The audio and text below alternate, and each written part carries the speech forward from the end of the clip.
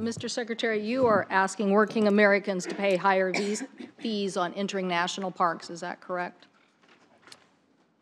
Our proposal looked at multiple options on our parks. One of them was to look at our top 10 parks or so and look at during peak season.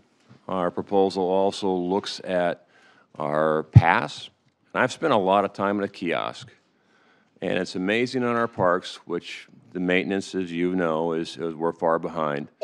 But when you give discounted or free passes to elderly, fourth graders, veterans, disabled, and you do it by the carload, there's not a whole lot of people that actually pay at our front door, as well as you have a lot of foreign guests, a lot of population of them. So we're looking at ways to make sure that we have more revenue in the front door on our parks themselves, because when you have a park like Rainier, is that the money they receive coming in the front gate, I want to make sure more of it goes to that park superintendent so he has flexibility in how he spends it. Right now, much of it comes back to Washington, D.C., and the superintendents don't have enough flexibility, in my opinion, to spend the money. Park fees does not and will not ever address $11.7 billion. It just won't. But a lot of our parks have record visitation. Certainly last year, we expect them to have record visitation again. And we're looking at the proposal of many different options. One of them is during peak season, raising the rate.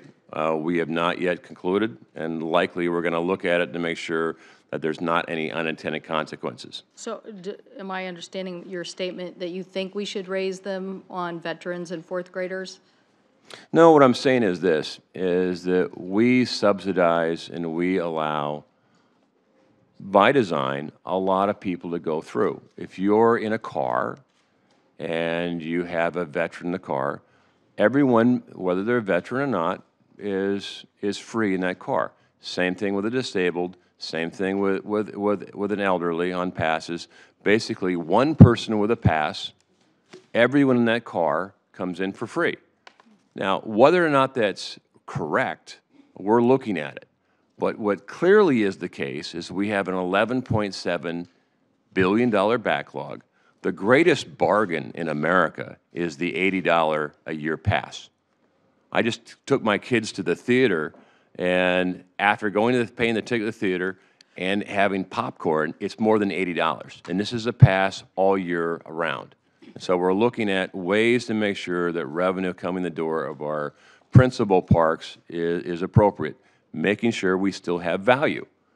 Because American parks belong to the public, they belong to all Americans, and everyone should have access. Well, we definitely think we should be increasing access, not disincentivizing it. So I want to ask you about this issue about the agency and spending money on things that may not be in the public's interest. You took a private jet home from Las Vegas. Do you think that was a mistake? Well, first, insults, innuendos are misleading. I never took a private jet anywhere. The previous secretary spent 80 trips of just under $1 million. I took 3 trips. One of them was with the senator, your chair, on a prop plane. A second one was with the governor of the Virgin Islands and the prime minister, again, a prop jet in between islands to make sure that we were on time. And the third was to take a King Air late at night after traveling all the way across Nevada, giving a pilt to go to meet an 8 o'clock in the morning meeting with the governor of Montana for the governor's conference. So I resent the fact of your insults. I resent the fact they're misleading. I resent the fact of doors, and I'll go through line by line. You know what? I also is that Sally Jewell, I think she was right. I think her travel patterns, even though she took a private chartered airplane, was met by a helicopter, did a hike, I think she was right, because as Interior, she was out hiking and doing what she was supposed to be doing. So given that a flight from the North Slope down to Anchorage with the chair to allege it's a private jet is I've- inappropriate, Well, ma'am. Mr. Secretary, I've given you ample time, and I simply asked you a question about the private jet trip to Vegas. I guess we'll ask you in writing, and maybe we'll get an answer. The IG is looking at this issue, and we're looking at the larger issue of how time and money is spent. And the reason why we are is because of our citizens who want to know why their park fees are going up, and they're reading these stories. So I think that the IG said that the agency made a mistake when it was trying to use wildfire preparedness money to take helicopter tours in Nevada when that wasn't the purpose. So what we want is to see the answers and transparency within the agency. So we'll ask you again for the written record, and hopefully we'll get a more succinct answer. Thank you. Thank you, Madam Chair, and sorry I've had to step out for other things. Secretary Zinke, wanted to go back to the rural water issue. In your budget, there are cuts to the rural water program, so projects for communities with a population of less than 50,000 people. The reason I'm bringing that up is there's so much of my state that are in these smaller communities who are being impacted by drought and are working very diligently to try to come up with ways. I think there's actually 3 projects in Montana that are going to be impacted by this as well. So it's a 60% cut. So why cut at a time when water is becoming such a major focus for us on the kinds of resiliency programs that are helping our western states deal with the impact? I share your concern. From a kid who grew up in Montana, especially the eastern side, water is the economic driver. On eastern Washington, there's a number of districts that are solely underfunded. Part of the re-looking at BOR is when Bureau of Reclamation came in, is that the agreement was federal investment would be repaid over a period of time by the water users. We have a lot of holdings that have the title's never been transferred, even though the water districts have repaid over time, and that is eating our maintenance budget and a lot of Bureau Reclamation projects.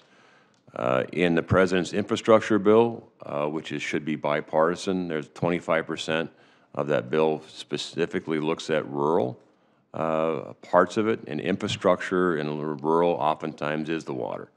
But I share your concerns on the water, and I'll work with you on it because I understand how important water is, especially on eastern Washington.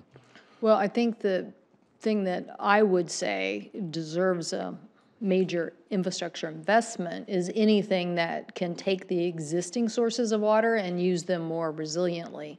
And I think that that's what you're seeing some communities try to do, but when you're, the Odessa Aquifer or something that small, you need a little bit of help and support in doing so, and I would assume these smaller communities. On the oil drilling, will you consider taking the comment period and expanding it another 60 days? I think this is something we've written to you and asked about. Yeah, on the oil and gas, you should know off the coast of Oregon, Washington, most of California, there are no known resources of any weight. And again, I put everything on so we could have a dialogue and then take what's appropriate off. I'm going to mark down Washington as opposed to oil and gas drilling. I know where every state is, every governor, every member of Congress across the board.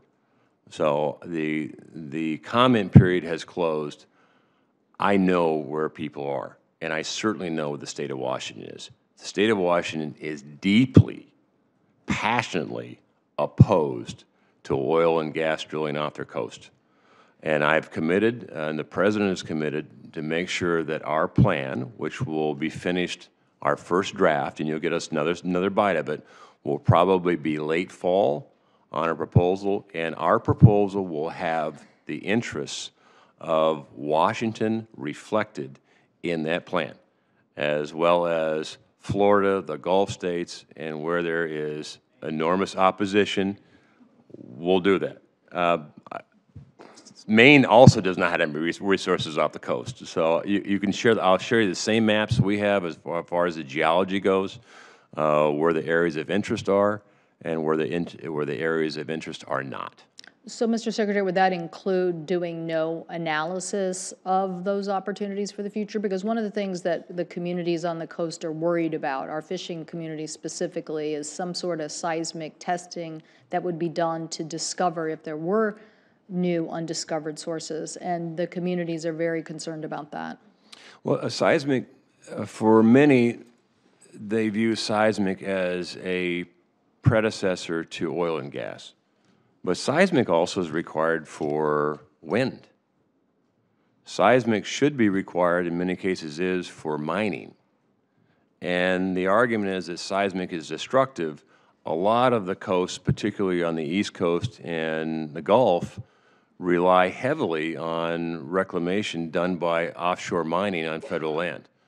I can tell you, from a geologist, offshore mining of sand is enormously destructive environmentally as in comparison to seismic. So seismic is not necessarily a precursor of oil and gas. The other side of it is I'm pretty confident that we have oil and gas reserves onshore to meet our country's needs. I'm pretty confident we do. But also part of my responsibility as Interior is we should know what our reserves are as a country. And seismic using best science, I think, is appropriate. There are places where seismic is not in the interest of taxpayer expenditures, particularly if the geology would suggest there is no oil and gas. And so then you would do point seismic if you're going to put a wind field out there, given that the design of a wind field also affects fishing. So we got to be smarter about how we put our wind apparatuses and our fields out there so it doesn't adversely affect. I am over my time, and I so appreciate the chair allowing me to go. I did want to file something for the record. Maybe it's something the Secretary and I can dialogue more on, but I do believe that when you removed part of Utah's monument that is now going to be open to ideas of mining claims and uranium development and off-road ATV, you did take an inch of public land out of that use. So you and I can dialogue on it. Again, thank you, Madam Chair.